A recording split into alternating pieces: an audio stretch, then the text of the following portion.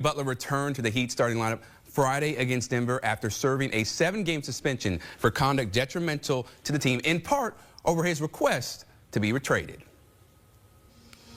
Jimmy Butler returning, taking on the Denver Nuggets. How would he look? How would the chemistry appear? Early first quarter, Heat down 6. Tyler Hero finds a cutting Butler, slams it home. Heat down 4. All right, that looks good. But would it be sustained? Late first, Heat down 6. Butler drives, gets the floater. Heat down 4. Only 2 buckets in the first quarter for him, mid-second. Heat down by 11. Miami swinging it around. Butler gets the rock and slams it home. They trail by 12 at the break. Butler in 17 first half minutes, 8 points, 0 boards, 0 dimes. Now mid-third, Bam Adebayo finds Butler. Butler going up against the MVP, Nikola Jokic. Heat down 12. Butler finished with 18. Mid-third, Russell Westbrook to Jokic. Nuggets up 14 after free throw. 2 minutes later, look at Jokic just dominating. He had 24 points through 3. Then he would show off the passing skills. Late third, Nuggets up 11. Butler misses the layup. Russell Westbrook, the heave to Jokic, who tosses it over to Aaron Gordon. Look at that emphatic fast break slam. Nuggets up 13. Jokic through 3, 24, 12 boards, 10 assists, 11 triple-double through 3 quarters this season. Rest of the NBA, 5. Now over 2 minutes left to play. Jamal Murray says it's too easy against you, Tyler Hero. Murray finished with a game-high 30 points. The Nuggets win it 133-113. They are 18-3 in their last 21 meetings versus Miami. And so here's a look at Jimmy Butler. So the previous 3 games before he got suspended, 6 points, barely a rebound, and almost 4 assists. In this one, 18 points, 7 of 15 from the field, and just 3 rebounds and 2 assists. Time now to welcome in CBS Sports NBA analyst John Gonzalez. And John, Butler with an 18-point performance in his first game back since that suspension. You know, they didn't play inspired ball for much of that game. How did you digest their first game with their once-upon-a-time franchise player?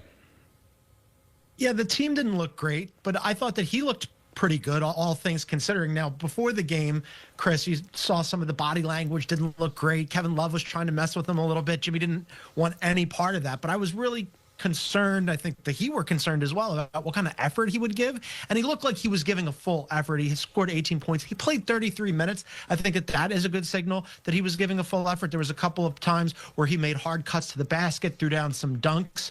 But when you have to wonder what kind of effort you're going to get from Jimmy Butler, that's a problem to begin with, right? You got an effort from Jimmy Butler tonight, but that doesn't necessarily guarantee that he's going to play nice tomorrow night or the night after that or the night after that. The situation remains incredibly volatile because who knows what Jimmy Butler, he could wake up tomorrow, Chris, and decide, no, I've had enough of this. I'm going to make things awfully difficult for the Miami Heat and Pat Riley. So it remains to be seen what happens. If I'm the Heat, I would want to get him out of there as quickly as possible, and that's obviously what Jimmy wants too. Okay, so with that being said, where do they go from there? Because the trade deadline is February 6th, and you alluded to it. The body language in the pregame, the starting lineups, he looked like he wanted to be anywhere but that game, but he showed up in Marshawn Lynch fashion. Probably, I'm just here so I don't get fined.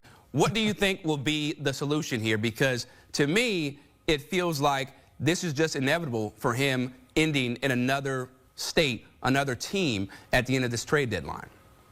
Well, you need a trade partner, right? Now, there are a couple of teams just on the surface you'd think that looks like it might make sense. Golden State Warriors is one, but they're reportedly not interested in Jimmy Butler. And you saw all the comments from Steph Curry earlier this week where, and I'm paraphrasing here, but he basically said, I don't know that we should make a big move at the deadline because I don't know that we're one move away from being championship contenders. I think he's probably right about that, but take them off the board.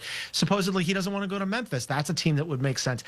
Reportedly, the team that he wants is the Phoenix Suns. Well, okay, in order for that to happen, Bradley Beal has a no-trade clause.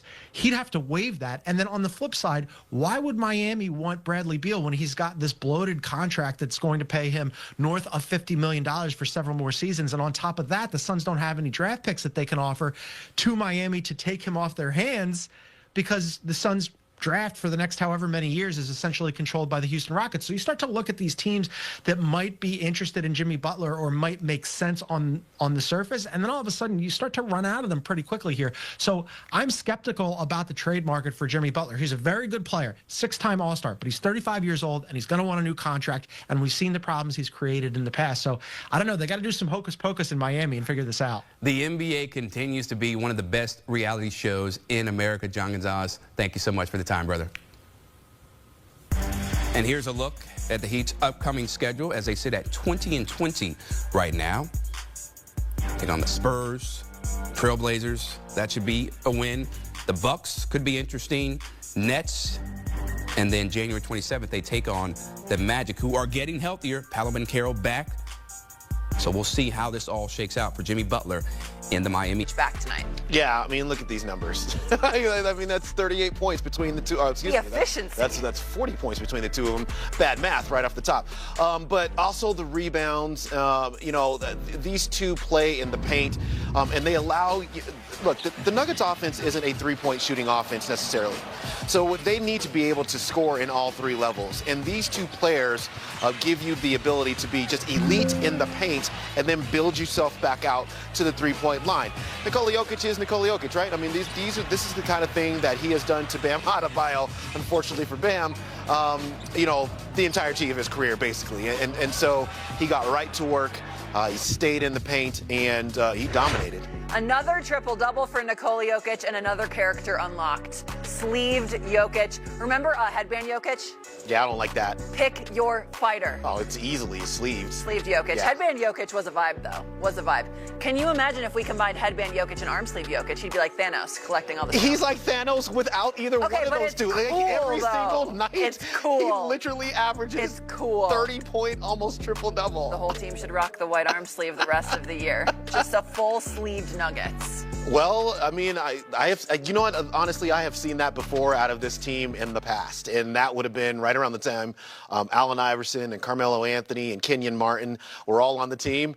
They were all sleeved up, so this would be kind of like that. So, but look, sleeves are fun. They're fun. I actually love that Jokic told Vic, well, I can't actually wear a sleeve because I need to be able to show off my scratches. So that the refs know that they need to call. So he knows the contact. So everyone knows the contact that's happening out there for Nikola Jokic. Aaron Gordon looking more and more like himself, bouncy, flying around, super productive off the bench, 16 points, 6 rebounds, 5 of 8 from the field. How have you seen him find his rhythm with the second unit? Well, he's been really, really good off the. He's been a little bit of a microwave. That's kind of an old reference, but yeah, he's come off. He's been able to hit the three. He's been able to obviously cut and run the court. I think the number on that screen that really resonates with me, Katie, is the 22 minutes, because that would be the most minutes that he has played since he has returned. And what that also does kind of mean is now he's creeping up to a space where at some point he's gonna play starters minutes, which would mean he would be back in the starting lineup. So, 22 minutes, he looks none the worse for the wear. Looks great.